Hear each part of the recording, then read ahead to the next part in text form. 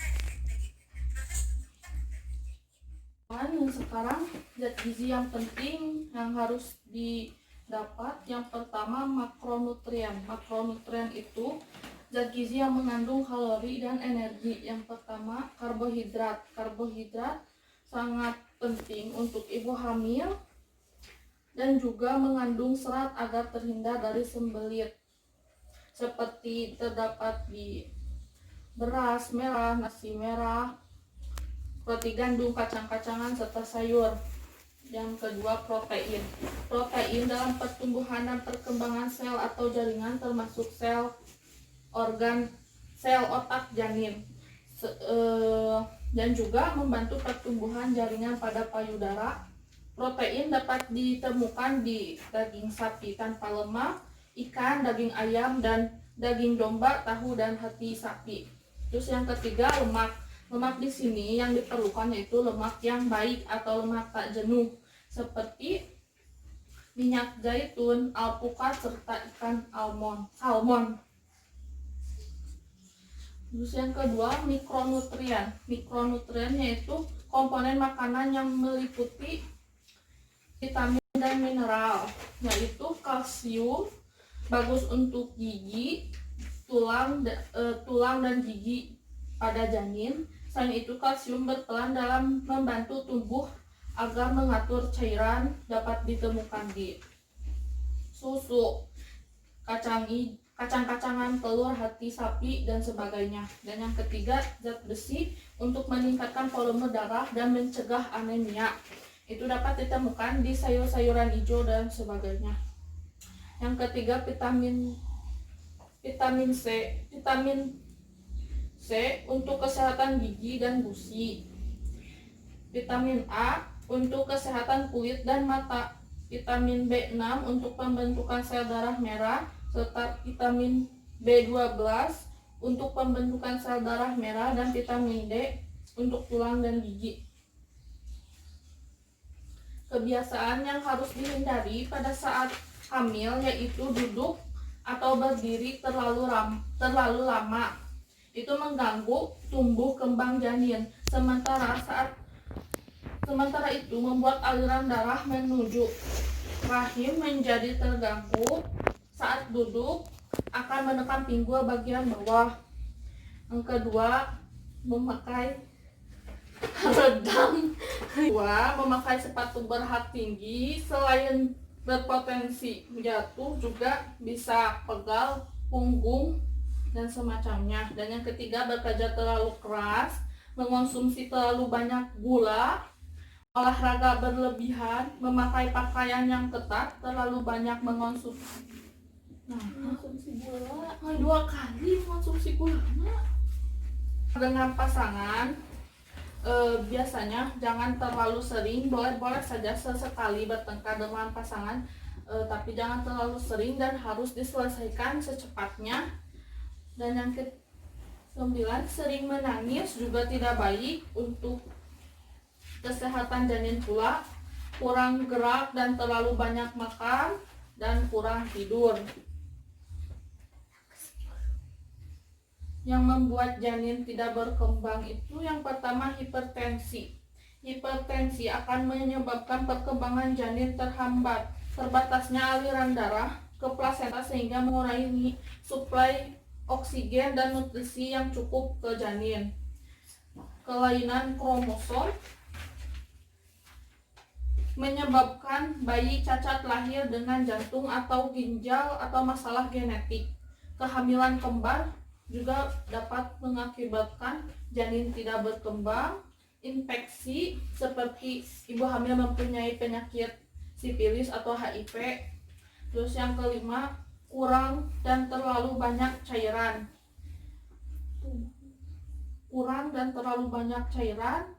Ketuban. Yang keenam, kelainan tali pusat. Dan ketujuh, faktor dari ibu. Proses persalinan tahap pertama yaitu perhatikan gejalanya, munculnya flek, ketuban pecah dan kontraksi, Dan tahap kedua, setelah beberapa faktor yang kemungkinan mempengaruhi hal ini, misalnya karena serviks tidak melebar atau kepala si kecil berada jauh di panggul. Kedua, ayo dorong. Tahap kedua yaitu dorong. Secara alami, tubuh ibu akan tahu kapan harus mengejan untuk mendorong bayi keluar, dan jika sudah bisa mendorong, mengejan. Jika tidak, jangan dipaksakan. Dan yang terakhir, tahap ketiga, mengeluarkan plasenta. Dan inisiasi dini yaitu dokter meletakkan bayi di atas tubuh ibu sambil mencoba menyusui. Hal-hal yang terjadi pada tubuh pasca persalinan yaitu perubahan payudara yang biasanya kecil menjadi membesar. Yang kedua, perut membuncit. Itu boleh memakai korset agar bisa mengembalikannya. Terus muncul selulit, perubahan pada vagina, kerontokan rambut, berjerawat, dan mudah berkeringat. Cara mengembalikan perubahan yaitu gunakan bra yang sesuai agar payudara tidak mudah kendur. Lakukan pemijatan rutin di area payudara agar ASI lancar. Yang ketiga, gulita atau stagen boleh digunakan asal tidak langsung saat setelah melahirkan. Yang keempat, selama hamil dan setelah melahirkan, rajinlah mengoleskan minyak zaitun atau krim pelembab ke kulit perut, bokong, dan paha. Melakukan senam Kegel untuk mengembalikan kekencangan. Olahraga ringan, gunakan sampo yang mengatasi kerontokan. Hal-hal yang tidak boleh dilakukan pasca melahirkan yaitu melakukan aktivitas fisik atau olahraga berat juga tidak boleh, seperti menyetir, naik turun tangga, mengangkat beban berat juga hanya dibolehkan bila telah diizinkan oleh dokter. Boleh melakukan aktivitas fisik atau olahraga yang berat setelah sekitar 6 minggu setelah melahirkan. Yang ketiga, berhubungan intim, membersihkan terlalu larut berhubungan intim, membersihkan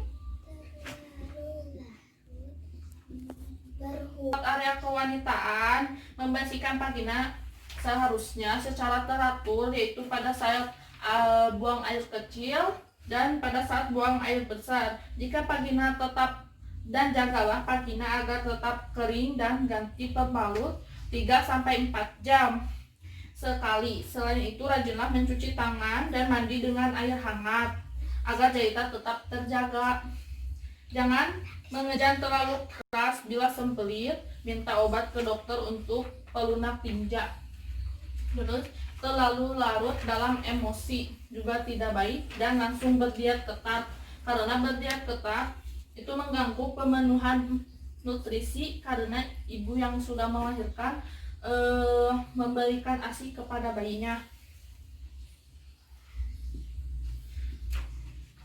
Nah, terus yang selanjutnya, menyusui bayi dan masalahnya yaitu ASI sedikit atau tidak lancar. Jika ASI sedikit atau tidak lancar, lakukanlah pemijatan atau cobalah suplemen yang mengandung fenugreek atau suplemen herbal untuk melancarkan ASI. Pasokan susu terlalu banyak juga menjadi masalah. Itu bisa dipompa dengan pompa ASI agar tidak terlalu banyak atau penuh. Puting nyeri dan gatal, sebaiknya puting nyeri dan gatal harus dikompres menggunakan air hangat agar tidak terlalu sakit dan gatal.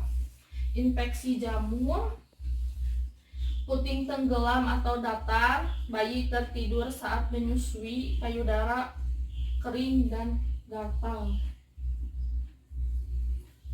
Penyakit yang biasa setelah melahirkan yaitu pendarahan hebat. Pendarahan hebat terjadi karena atau saat rahim terinfeksi setelah mengeluarkan plasenta. Dan jika pendarahan dimulai sekitar 1 atau 2 minggu setelah melahirkan, kemungkinan disebabkan oleh potongan plasenta yang tersisa di rahim. Yang kedua, infeksi rahim. Dan ketiga, infeksi ginjal. Jika bakteri dari kandungan kemih menyebar ke ginjal, maka itu terjadi infeksi pada ginjal. Dan mastitis atau infeksi payudara biasanya ditandai dengan payudara yang melunak dan membengkak, menurunnya sistem kekebalan akibat stres.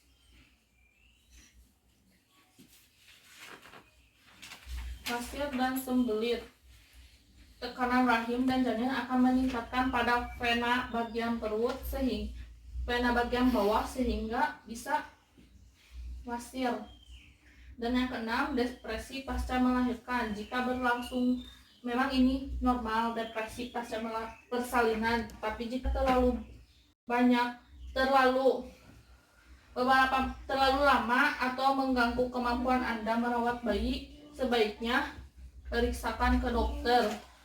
Dan yang ketujuh, inkontinensia urin, yaitu tidak dapat mengontrol buang air kecil atau buang air besar ketika sedang tertawa atau semacamnya.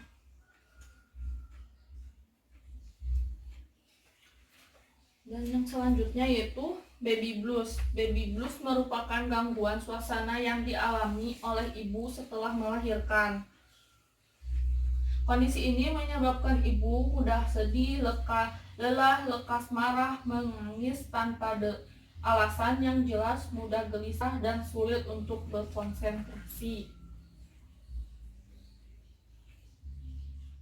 Hormon, kesulitan beradaptasi dan kurang tidur. Cara mengatasinya yaitu jangan bebani diri, tidur yang cukup. Jika sulit untuk tidur, maka sebaiknya bergantian dengan pasangan untuk menjaga bayi. Olahraga rutin dan makan makanan yang sehat. Berbagi cerita. Dan yang terakhir yaitu postpartum depression. Ini sering diartikan sama dengan baby blues namun beda. Dan sebenarnya ini postpartum depression ini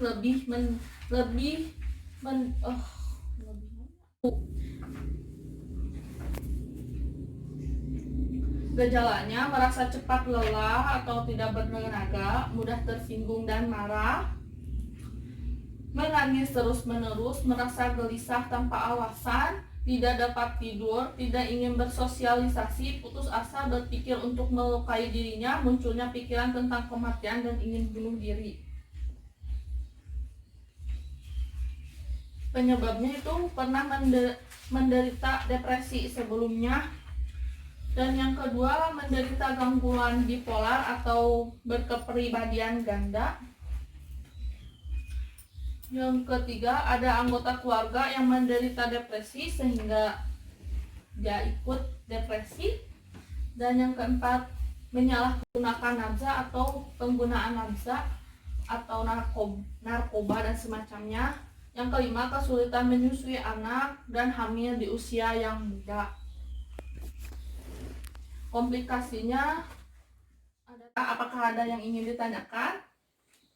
Sudah jelas. Sudah. Jika tidak ingin ditanyakan, terima kasih atas perhatiannya. Mohon maaf apabila ada kesalahan dan kekurangannya. Wassalamualaikum warahmatullahi wabarakatuh. Waalaikumsalam warahmatullahi wabarakatuh.